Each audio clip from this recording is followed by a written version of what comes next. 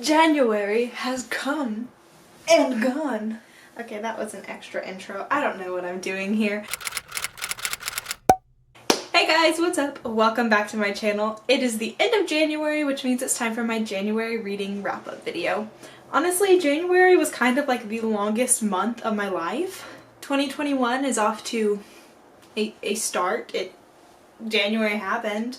I read 4 books in completion and I'm currently reading 2, which is like okay. I had one book that I really liked, another book that I really enjoyed, a book that was alright, and a book that was terrible. But I'm currently reading 2 books that are really good and I'm so excited to finish because I think they're going to be 5-star reads. Anyways, let's just hop into this video. I'll show you guys the books that I read. The first book I read of January 2021, the first book of 2021. This is a lot of pressure for the first book of the year because it kind of sets the tone for the rest of the year, you know. And this book did a pretty decent job, and that is The Royal We by Heather Cox and Jessica Morgan. This is a royal wedding story. It's super cute. I thought it was enjoyable. It did get on my nerves a little bit, kind of a lot of it. More on that in just a second. So the premise of this book is the Prince of England is getting married to an American, and of course with her being an American and just being like a normal person and him being the Prince of England, there is some problems with their relationship. A lot of people don't want them to be together, so there's a lot of drama. And it's just a story of their relationship, of how they meet in college through when they get married. Like I said, it was cute, it was enjoyable, it was also irritating, but kind of in a good way, if this makes sense, because I always get annoyed with stuff about royal families. However, I love stuff about royal families. I'm kind of trash for drama, reality TV, royal family books, you know? So this was pretty much right up my alley. And the reason I say it's irritating is because as an American, I think all this stuff is freaking stupid. Like, they're freaking out about their reputation and how, like, the country is gonna fall to pieces if he marries an American. Like, oh no. I promise you, England is not going to fall apart if you marry someone for love and not for political connections, because you don't do anything anyways. You, like, what, like, go to a museum and, like, cut a ribbon on an exhibit maybe, like, once or twice a year?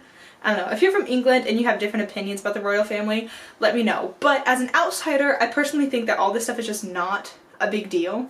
And they make it to be a huge deal. And there's like all this drama that comes from it and so many problems because they're always worried about their reputation. But like, I don't think it's that deep. Like, you could just ignore the press and just marry who you want to and it wouldn't be a big deal. Like, I promise you, no one really cares. Anyways, that's why it's irritating to me. But besides that, I really enjoyed it because, like I said, it's very reality TV kind of vibes. I love that kind of dramatic stuff. Yeah, it was cute. It was pretty hefty for a little contemporary book. It was like 600 pages, so that was a lot. And there is a sequel to this book. I will not be reading the sequel. I just have no interest in the sequel. I felt like their story was fine, it was completed, and I'm okay with it being a little hazy. I don't have to know exactly how it ends. I hope that was enough information about this book. I'm kind of a mess. It's been a hot second since I filmed a wrap-up video, so we're just going with the flow today. Alright, so that was the first book I read. The second book I read in January is The Vanished Bride by Bella Ellis. This is basically a fanfiction about the Bronte sisters, and they solve mysteries. So in this book, the 3 sisters solve a mystery of a missing woman. This woman disappeared in the middle of the night and her room was just full of blood when she left. So everyone thinks she was murdered, and the Bronte sisters are determined they're gonna solve it. And they did. I would say this book is like a 3-star maybe. Like, it was fine, it was cute, it was enjoyable, it was easy to read, but it just didn't do much for me. Like, the cover is gorgeous, and it's even pretty naked, like, look at that. So it's a really pretty book. It just, to me, wasn't anything special. It's a series. I will not be continuing with this series either. It was fine as a standalone for me. It was interesting reading about the different Bronte sisters, though. I've only ever read Jane Eyre by Charlotte Bronte, so I don't really know anything about Emily or Anne. I meant to read Wuthering Heights this past fall, and that didn't happen. So maybe one day I'll read that and know a little bit more about Emily. Who knows? The next book I read in January was actually a surprisingly cute read, and that is Green Glass House by Kate Milford. This is a middle grade mystery novel, and I'm pretty surprised that I enjoyed it as much as I did because I typically don't like middle grade. Like, the only middle grade I'll still read Actually, I still don't read middle grade. I was gonna say Percy Jackson, but I stopped reading when Trials of Apollo came out, so I'm not even reading Rick Riordan anymore. But I saw this in some other YouTuber's video about like books she was gonna read in the winter time. I meant to read it during December, ran out of time, so I finally got to it in January. And it was, like I said, pleasantly surprising. So as I mentioned, this is a mystery novel. This follows a young 12-year-old boy named Milo. His parents own an inn in a smuggler's town. So the majority of people that they get staying at their inn are smugglers. So they're used to, you know, being around people and who are involved in crimes and stuff. You know, it's an interesting dynamic in their household. So anyways, Milo comes home for Christmas break. He's excited just to relax and spend time with his parents. And then suddenly people start showing up at the inn, which is unusual because during the couple days before Christmas, there's typically no one at the inn. So Milo's instantly like, what's going on? Why are all these people showing up? And they all seem to be connected somehow. So he teams up with the cook's daughter. Oh my gosh, what's her name? Meddy. I don't know what Meddy's short for, honestly can't remember. Anyways, he teams up with Meddy to solve the mystery of why are these people at the house. And it's really cool how they solve the mystery because they play kind of like a D&D game. So they say while they're solving the mystery, they're going to be their characters. And they all have special powers. So like Milo's character is really good at sneaking around. He can unlock doors and stuff. So stuff that Milo can't do, his character can. And the way that this is written is just so cool because when Milo is in his character version, it's narrated as his character name. So 1 minute he'll be sneaking around as his character, and then the next minute his mom talks to him and suddenly he's Milo again. So that was just a really cool little added element. I know there are more books in this universe where Milo is solving more mysteries at the green glass house, which is such a tongue twister, and I probably won't continue with them. This was kind of like a one-time thing. Not because I didn't like it, just because it's not my favorite genre to read. Wow, we are not off to a good start with series, you guys. I read 3 books that are in a series, or at least in some kind of companion world, and I'm not going to continue with any of the series. But it's okay because sometimes I just like books to be a standalone, you know? I love a good standalone because series require so much commitment. And like, with this book, sometimes you just want to end it with the first one, you know? Like, sometimes they're just not needed. And the final book I finished in January was A Terror. I hate this book so much. It just thinking about it makes me want to barf. I'm sorry, that was kind of aggressive.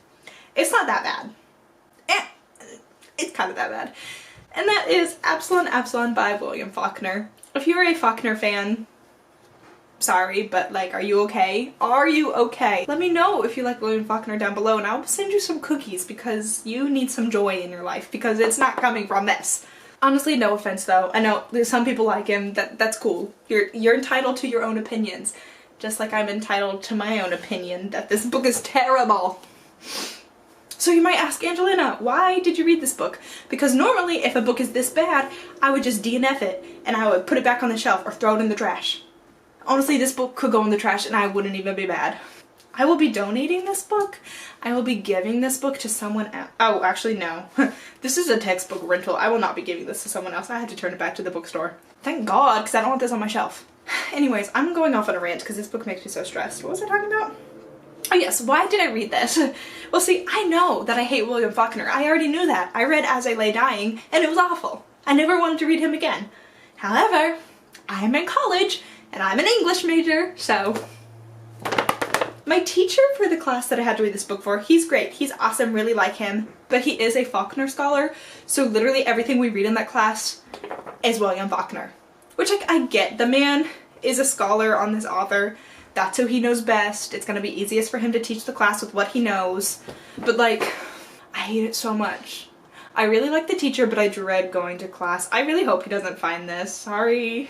Sorry, Professor. I'm not gonna say your name, but I do like you. I just don't like him.